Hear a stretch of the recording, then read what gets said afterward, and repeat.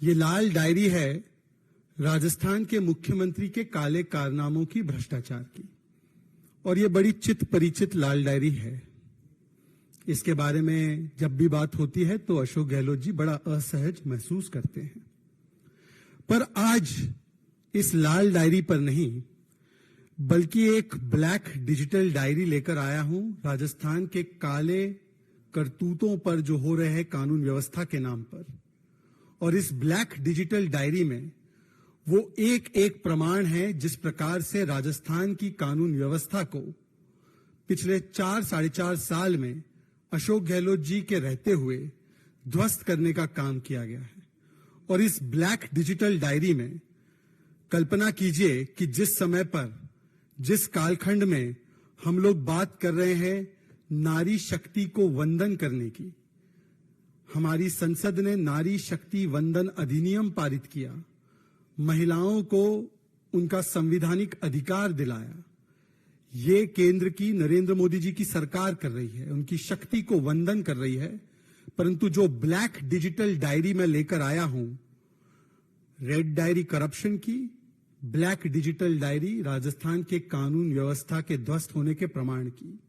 इस black digital diary में मैं आपको ऐसे प्रमाण दिखाने वाला हूं जिससे कि आप विचलित हो जाएंगे और सोचने पर मजबूर हो जाएंगे कि क्या ये राजस्थान है, क्या ये उन जगहों के बारे में बात हो रही है जहां पर महिलाओं का जीना नामुमकिन है।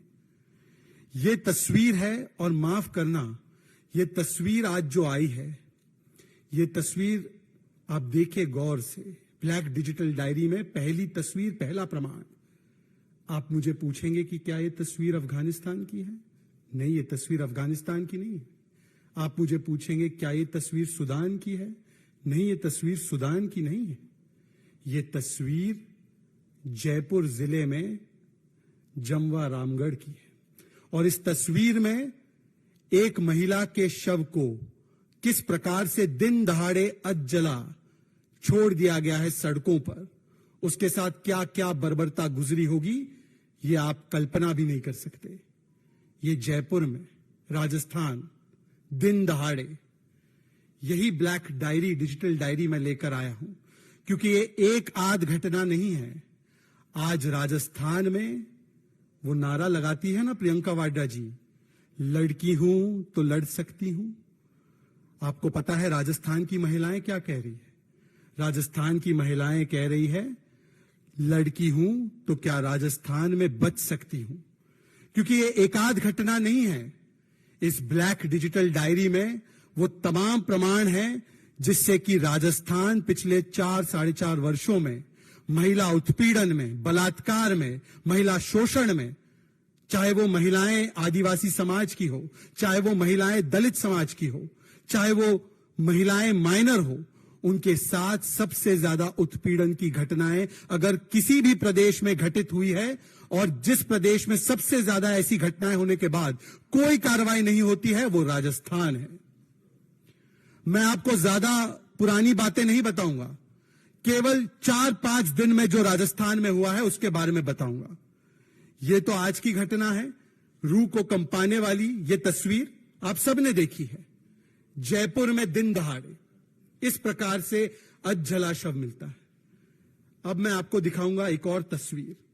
ये 2-3 दिन पुरानी तस्वीर है। ये तस्वीर है सीकर की। सीकर में एक 15 वर्षीय बच्ची खेलती कूदती, शिक्षा प्राप्त करने की जिसकी उम्र है, उस बच्ची के साथ गैंगरेप किया जाता है। और उस बच्ची का गैंगरेप करने के बाद उसे कुएं में मारकर ढकेल दिया जाता है। आप कहेंगे कि केवल इतनी घटनाएं? मैं आपको एक और घटना से वाकिफ कराना चाहता हूं। यह घटना है हनुमानगढ़ की। न्याय नहीं मिला तो दुष्कर्म पीड़िता ने लगाई फांसी। मित्रों, 19-20 सितंबर की बात है। एक रेप पीड़िता, जिसका मैं आपको बयान भी अभी सुनाऊंगा, वो रेप पीड़िता के साथ रेप जब हुआ, वो पुलिस को अप्रोच करती है, राजस्थान पुलिस में शिकायत दर्ज करवाती है, 164 में अपना स्टेटमेंट दर्ज करवाती है और कहती है मेरे साथ ये जुल्म हुआ। और राजस्थान की पुलिस, जाहिर सी बात है, जब राजस्थान के मुखिया ही बलात्कारियों को बचाने के लिए सारे हथकंडे करते हो तो राजस्थान की पुलिस उनकी शिकायत को अनसुना अनदेखा करती है। वो महिला मजबूरन जाकर एसपी ऑफिस के सामने धरना देती है, फिर भी राजस्थान शासन प्रशासन के कान पर जू तक नहीं रेंगती और फिर हताश होकर, निराश होकर जिस प्रकार से उस महिला को अपमानित किया जाता है, अपराधियों को बचाया जाता है, वो महिला मजबूरन अपनी जान लेने पर विवश हो जाती है। यह घटना घटी जिस दिन पर हम केंद्र में नारी शक्ति वंदन अधिनियम पारित कर रहे थे। एक तरफ तो पूरा देश नारी शक्ति को वंदन करता है, प्रधानमंत्री नरेंद्र मोदी जी महिलाओं को उनका संवैधानिक अधिकार सुनिश्चित कराते हैं, और राजस्थान में जो बुनियादी अधिकार है महिला का कि यदि उसके साथ इस प्रकार की घटना हो, दुष्कर्म का वो शिकार बने, वो पुलिस के पास जाती है, परंतु पुलिस उसे क्या कहती है मैं आपको सुनाना चाहता हूं और बताना चाहता हूं कि किस प्रकार से राजस्थान की पुलिस ने उसके साथ व्यवहार किया। यह स्थिति बन चुकी है। सुनिए उनकी बात। मैंने 5 अगस्त को एफआईआर करवाई थी महिला थाने में और बयान भी मेरे हो गए हैं और आरोपी को अभी तक गिरफ्तार नहीं कर रहे हैं। मैं एसपी ऑफिस भी गई थी, वहां पे एप्लीकेशन दी है मैंने, एसपी की तरफ से भी कोई सुनवाई नहीं हो रही है। और फिर मैं दोबारा महिला थाने गई थी, मेरी एप्लीकेशन मेरे मुंह के सामने फाड़ के डस्टबिन में डाल दी है और मुझे ऐसे कह रहे हैं कि मुझे तूने लिए थे, हमने नहीं लिए थे, तुम चाहती हो कि 5 दिन में कार्रवाई हो, तो ऐसा नहीं हो सकता। राजस्थान की अशोक गहलोत जी की पुलिस एक रेप पीड़िता से इस प्रकार से व्यवहार करती है, और यह महिला आज हमारे बीच में नहीं है। यह महिला हमारे बीच में नहीं है आज। इन्होंने आत्महत्या कर दी। सीकर में 15 वर्षीय बच्ची को कुएं में डाल दिया गया। जयपुर में आज जला शव मिल रहा है। भीलवाड़ा की घटना याद होगी आपको। यह भीलवाड़ा में यह भट्टी जिसमें कोयले को जलाया जाता है, उसमें एक आदिवासी बच्ची के साथ बर्बरता करके टुकड़े टुकड़े उसके करके उसको जला दिया गया। यह भीलवाड़ा की घटना, और केवल भीलवाड़ा की नहीं, करौली में यह तस्वीर भी शायद आपको याद होगी। एक और ऐसी घटना रूह कंपाने वाली, जिसमें कि करौली में एक दलित महिला को 19 वर्षीय बच्ची उसके साथ बर्बरता करके उस पर तेजाब डालकर उसे मारकर कुएं में ढकेल दिया जाता है। यह सारी घटनाएं हो रही है राजस्थान में, और राजस्थान के मुख्यमंत्री क्या कहते हैं? ज्यादातर बलात्कार के मामले फेक है। यह मैं अपने मनगढ़ंत बयान नहीं सुना रहा हूं, यह देखिए रिपोर्ट हुआ बयान है। ज्यादातर मामले राजस्थान के मुख्यमंत्री बताते हैं फेक है रेप केसेस। यदि मुख्यमंत्री का ऐसा स्टैंड होगा, यदि कैबिनेट मंत्री शांति धारीवाल कहेंगे कि मर्दों का प्रदेश है, बलात्कार होना लाजमी है, तो राजस्थान की पुलिस क्या न्याय सुनिश्चित करेगी महिलाओं के लिए? क्या दिन दहाड़े जो जयपुर में घटना घटी है वो नहीं घटेगी? आज राजस्थान नंबर 1 हो चुका है। जो सबसे असुरक्षित जिले हैं महिलाओं के लिए देश भर में, 10 में से 8 जिले राजस्थान में है। यह भी एक मीडिया की न्यूज रिपोर्ट में छपा हुआ है। यह इसीलिए मैं आज ये ब्लैक डिजिटल डायरी लाया हूं। रेड डायरी को तो नकारते रहते हैं अशोक गहलोत जी, अब ये ब्लैक डिजिटल डायरी को कैसे निकालेंगे? किस प्रकार से आप आज बात करते हैं कांग्रेस पार्टी के लोग महिला सुरक्षा, महिला सशक्तिकरण को लेकर बड़े बड़े दावे करते हैं। आए दिन उनके प्रवक्ता और नेता महिला के मुद्दों को लेकर अलग अलग जगहों पर वल्चर पॉलिटिक्स करते हैं। उठाइए, देश में किसी भी महिला के साथ कोई भी घटना हो, उठाना चाहिए, उस पर बात रखनी चाहिए, परंतु जो घटनाएं मैंने बताई है उस पर एक भी ट्वीट, एक भी वक्तव्य, एक भी बयान राहुल गांधी और प्रियंका वाड्रा का, या इंडी गठबंधन के किसी भी व्यक्ति का, या कांग्रेस के बड़े से बड़े चीखने चिल्लाने वाले प्रवक्ताओं का, जो आगे जाकर अब पीसीबी करेंगे, क्या उन्होंने दिया है? हनुमानगढ़ पर जहां पर सुसाइड करने पर विवश हो गई पीड़िता, क्या बयान दिया कांग्रेस पार्टी ने? सीकर में बच्ची के साथ जो कृत्य हुआ, उसकी जान ले ली गई, क्या बयान दिया कांग्रेस पार्टी ने? भीलवाड़ा में, करौली में प्रतापगढ़ में जहां पर निर्वस्त्र किया गया महिला को, क्या बयान दिया कांग्रेस पार्टी ने, इंडी गठबंधन ने? यह चयनात्मक आक्रोश क्यों? यह सिलेक्टिव आउटरीच क्यों? क्या महिलाओं को प्रदेश की सीमाओं में बांटा जाएगा, या हर महिला की चिंता को, हर महिला की सुरक्षा को प्रमुखता देते हुए उसके विषय में बात रखी जाएगी? बताइए राहुल गांधी जी। और उल्टा जब राजस्थान में वहां के मंत्री राजेंद्र गुड़ा जब महिला सुरक्षा को लेकर विधानसभा में बोलना चाहते हैं, तब उनको तुरंत अगले दिन बर्खास्त कर दिया जाता है। जब उन्हीं की विधायक दिव्या मदेरणा, यह दिव्या मदेरणा का बयान है, आपको याद होगा उन्होंने कहा था कि मैं खुद असुरक्षित हूं, बाकी महिलाओं का क्या। दिव्या मदेरणा ने कहा कि राजस्थान की पुलिस ने महेश जोशी, जिसके बेटे पर रेप के संगीन आरोप लगे थे, उस पर एफआईआर नहीं की। दिव्या मदेरणा ने कहा, उसको चुप करा दिया गया। जोहारी लाल मीणा एक और उनके विधायक है, उनके बेटे के ऊपर एक छोटी सी बच्ची का बलात्कार करने का आरोप है और उस पर कोई कार्रवाई राजस्थान की पुलिस ने नहीं की। पॉक्सो कोर्ट ने आदेश दिए कि उनके ऊपर कार्रवाई हो, फिर भी राजस्थान की पुलिस ने, जैसे वो हमेशा करती है, अपराधी बचाओ और बलात्कारी बचाओ किया। एक तरफ देश में बेटी बचाओ चलता है और दूसरी तरफ राजस्थान में बलात्कारी बचाओ, अपराधी बचाओ और किसी प्रकार से सत्ता बचाओ। आज मैं सवाल पूछना चाहता हूं, और यह घटना आज जो हमने देखी है जयपुर की, हूबहू इसी प्रकार की घटना सोचिए। एक तरफ भूमि मां पद्मावत की और एक तरफ भूमि मां दुर्गा की। मां दुर्गा की भूमि से भी इसी प्रकार की तस्वीर सामने आई। यह तस्वीर है नॉर्थ 24 परगना की, जहां पर एक महिला को किस प्रकार से उसके साथ बर्बरता हुई होगी, उसके हाथ पैर एक प्रकार से बांध के, उसके शरीर पर गंभीर चोटें करके और उसके चेहरे को जला दिया जाता है ताकि उसकी शिनाख्त ना हो पाए, ताकि उसे पहचाना ना जा सके। सोचे किस प्रकार से ये घटनाएं हो रही है। बंगाल वो प्रदेश जिसको कहते हैं मां माटी मानुष, टीएमसी की सरकार आज वहां पर मां माटी मानुष नहीं, जैसे मीनाक्षी लेखी जी ने अभी कुछ देर पहले बताया था, वहां पर बम, बुलेट और बेटी के साथ अन्याय की भूमि बन चुकी है।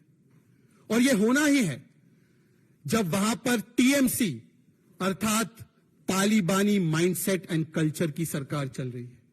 यह वही तालिबानी माइंडसेट एंड कल्चर की सरकार है जिसने, जब सत्ता में ये लोग फिर से एक बार आए 2021 में, तो पोस्ट पोल वायलेंस के नाम पर कई महिलाओं के साथ रिवेंज रेप की घटनाएं हुई और उस समय पर इन सारे अपराधियों को बचाने के लिए भरसक प्रयास किया गया। इस रिवेंज रेप को कोर्ट में ले जाने का काम उन पीड़िताओं ने किया। कहीं पर 10 वर्षीय 12 वर्षीय महिला लड़की, कहीं पर 60 वर्षीय महिला, अपने हलफनामा कोर्ट में देकर उन्होंने अपने साथ जो गुजरी हुई पीड़ा है उसको बयान किया। जब एक छोटी सी बच्ची के साथ बलात्कार होता है नाडियाड में, तो ममता दीदी कहती है ये लव अफेयर गॉन रॉन्ग है। जब महिलाओं के साथ और भी अनाचार दुराचार होता है, 15-15 घटनाएं 20-30 दिन में हो जाती हैं, तब इस पर तृणमूल कांग्रेस आकर दोषारोपण किसी और पर करती है। इस पर भी देखना, इस घटनाक्रम में भी देखना, नॉर्थ 24 परगना वाली घटनाक्रम पर भी आधे दिन का इंतजार कीजिए, टीएमसी आकर किसी ना किसी अन्य दोषी को या किसी ना किसी अन्य एजेंसी को दोष देगी। यह उनका हैंडबुक बन चुका है। मालडा में आदिवासी महिलाओं को निर्वस्त्र किया गया, शायद आपको याद होगा वो घटनाक्रम। उस पर जिस प्रकार से टीएमसी की नेत्री ने आकर बयान क्या दिया आपको पता है? उनकी मंत्री है शशि पांजा, सुनिए उनका बयान। जितना भी निकला है उसको ये राजनीतिक चश्मा से क्यों देख रहे हैं? मालडा में महिलाएं निर्वस्त्र होती है और उनकी मंत्री आकर उस समय पर कहती है ये कपड़े निकल गए, जितने निकले, इसको राजनीतिक चश्मे से क्यों देखना है? कहने का मकसद यह है कि जब मां पद्मावत की जमीन राजस्थान से मां दुर्गा की जमीन पश्चिम बंगाल तक एक के बाद एक रूह कंपाने वाली महिलाओं के खिलाफ उत्पीड़न की, शोषण की, दुराचार की ये घटनाएं लगातार सामने आ रही है, तब राहुल गांधी, प्रियंका वाड्रा, स्वाति मालीवाल, इंडी गठबंधन के सारे नेता ये कहां चले जाते? मुझे बताया जा रहा है कुछ देर बाद इनकी प्रेस कॉन्फ्रेंसेस है अलग अलग विषयों पर। क्या इस पर वो जवाब देंगे? या रेप जैसे मुद्दे को भी, महिला सुरक्षा जैसे मुद्दे को भी, महिला उत्पीड़न जैसे मुद्दे को भी केवल वल्चर पॉलिटिक्स और राजनीति का हथियार बनाना है? इसलिए कुछ जगहों पर तो चीख चीख कर बोलना है, विजिट करनी है, राजनीति करनी है, और कुछ जगहों पर पूर्ण तरीके से खामोश रह जाना है। ये चयनात्मक आक्रोश आज बहुत कुछ कहता है, ये चयनात्मक चुप्पी बहुत कुछ कहती है। बहुत बहुत धन्यवाद। अगर किसी के सवाल होंगे इस विषय को लेकर तो कृपया रखिए।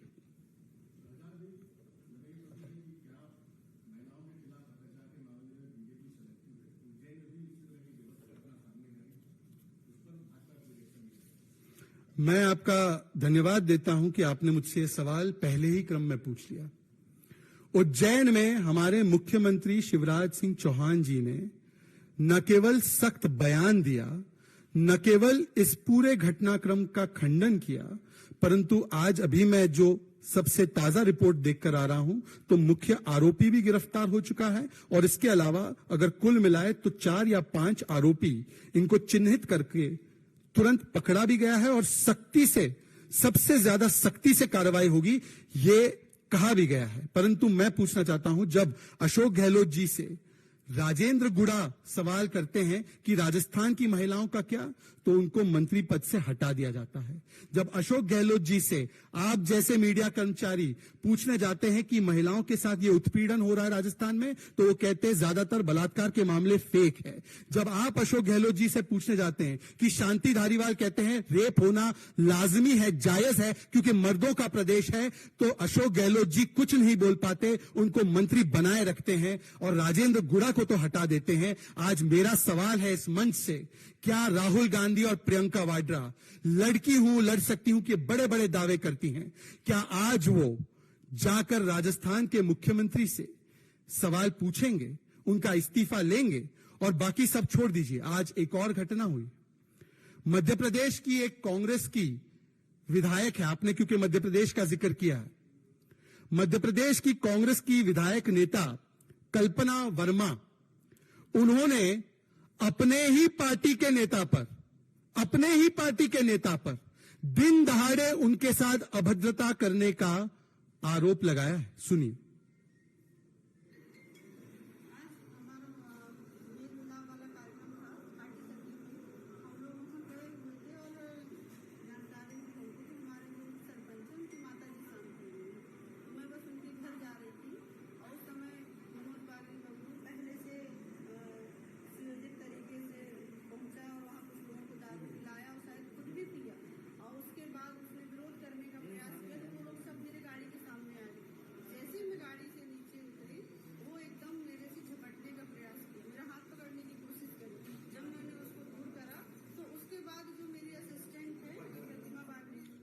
आपके पास पूरा बयान भी मैं पहुंचा दूंगा, आपके पास है भी। बताइए, कांग्रेस पार्टी को तो यह बताना चाहिए कि लड़की हूं तो कांग्रेस के लड़कों से कैसे बच सकती हूं। जोहारीलाल मीणा के बेटे बच्ची का बलात्कार करते हैं, महेश जोशी के बेटे बच्ची का बलात्कार करते हैं, यहां पर मध्य प्रदेश में खुद उनकी विधायक जो है वो सुरक्षित नहीं है, दारू के नशे में कांग्रेस के नेता उन पर किस प्रकार से झपट्टा मारते हैं। तो यहां पर तो प्रियंका वाड्रा जी आप बताइए कि लड़की हूं, कांग्रेस के इन लड़कों से कैसे बच सकती हूं? जी, मेरा सवाल है, राजस्थान में कानून व्यवस्था की अपनी दुर्दशा की बात की, लेकिन होम मिनिस्ट्री तो सर्टिफिकेट दे रहा है कि law and order is under control, ऐसा नहीं होगा तो बर्खास्त कर देते।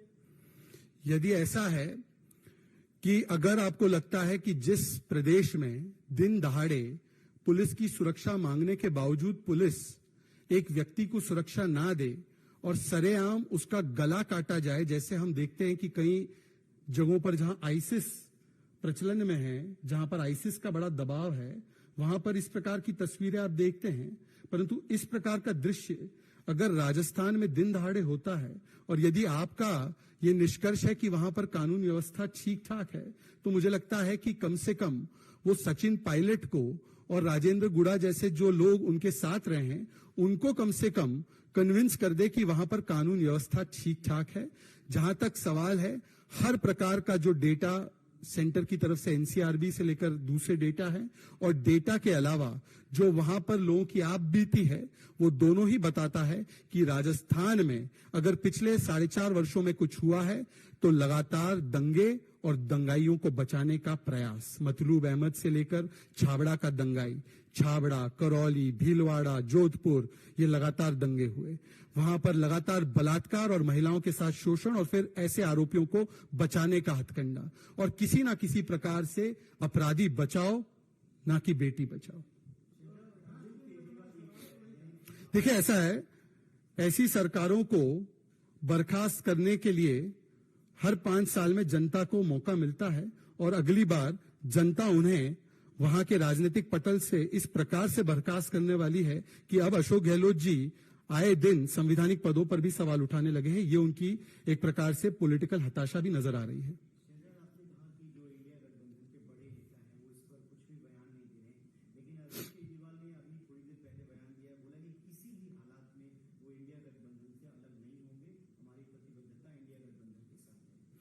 देखिए, एक तो ये सवाल का जवाब नहीं हुआ। आज मैं स्पेसिफिकली पूछना चाहता हूं, कहीं पर भी देश में महिलाओं के साथ अन्याय हो, आप देश के नागरिक हैं, आप देश की राजनीतिक पार्टी है, आप जरूर अपने आक्रोश को प्रकट कीजिए, जवाबदेही मांगिए, हम तो तैयार हैं।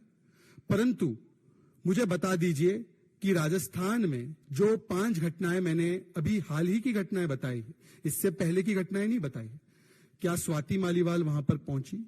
क्या संजय सिंह का बयान आया? क्या वहां पर आतिशी जी पहुंची? क्या अरविंद केजरीवाल का बयान आया? चलिए छोड़ देते हैं इसको।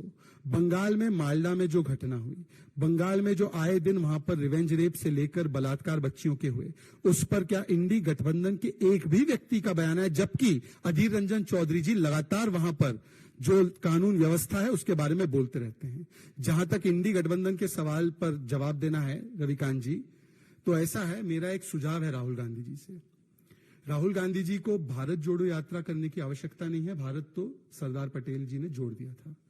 राहुल जी जरूर एक इंडी जोड़ो यात्रा निकाले। इंडी जोड़ो यात्रा इसलिए निकाले क्योंकि जिस प्रकार से आज आम आदमी पार्टी ने उनके नेता सुखपाल खैरा को गिरफ्तार किया है, हो सकता है सुखपाल खैरा ने ऐसा ट्वीट कर दिया किसी सांसद की शादी को लेकर और उसके प्रति जो खर्च हुए हैं उसको लेकर कि वो बर्दाश्त नहीं कर पाए, या बताया जाता है कि वहां पर क्योंकि 13 पे 13 सीटों पर कांग्रेस को लड़ना है तो उस वजह से भी ये शायद गिरफ्तारी की गई। मुझे नहीं पता, ये तो अरविंद केजरीवाल ही बताएंगे, वो सुपर सीएम है पंजाब के। तो पहले आम आदमी पार्टी और कांग्रेस पार्टी को राहुल गांधी जी पंजाब में जोड़े, फिर वहां से निकलते हुए आम आदमी पार्टी और कांग्रेस को दिल्ली में जोड़े, फिर वो जाए पश्चिम बंगाल में जहां पर अधीर रंजन चौधरी कहते हैं Mamata Didi is in Spain, people of Bengal are in pain, तो वो ममता दीदी और कांग्रेस पार्टी को जोड़े।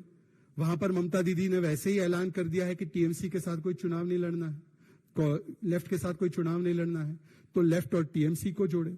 फिर नीचे आते हुए कर्नाटका में जिस प्रकार से तमिलनाडु बनाम कर्नाटका लगातार नदी के पानी को लेकर चल रहा है, वहां पर कर्नाटका के सीएम और तमिलनाडु के सीएम को जोड़े। थोड़ा और दक्षिण जाएंगे तो वहां पर अभी एक आदेश जारी हुआ है कि राहुल गांधी को वायनाड से नहीं लड़ना चाहिए, तो कम से कम वहां जाकर लेफ्ट और कांग्रेस को जोड़े। और फिर से पश्चिमी ओर जाते हुए महाराष्ट्र में जिस प्रकार से कभी शरद पवार जी राहुल जी में अविश्वास प्रस्ताव प्रकट करते हैं और कभी वहां पर उद्धव सेना सामना कांग्रेस पार्टी शरद पवार जी में अविश्वास प्रकट करती हैं, उनको जोड़े। और उत्तर प्रदेश में समाजवादी पार्टी जो कभी मध्य प्रदेश में कंटेस्ट करना चाहती हैं, कभी उत्तराखंड के बाइपोल में कंटेस्ट करती हैं, कभी समाजवादी पार्टी बयान देती है कि पूरी सीटें लड़ेंगे, तो समाजवादी पार्टी को इंडी गठबंधन से जोड़े। मुझे लगता है कि राहुल गांधी जी को इंडी जोड़ो यात्रा जरूर निकालनी चाहिए, क्योंकि जो अमित शाह जी ने एक बार कहा था कि जैसे ही दिल्ली सर्विसेज बिल का मसला समाप्त होगा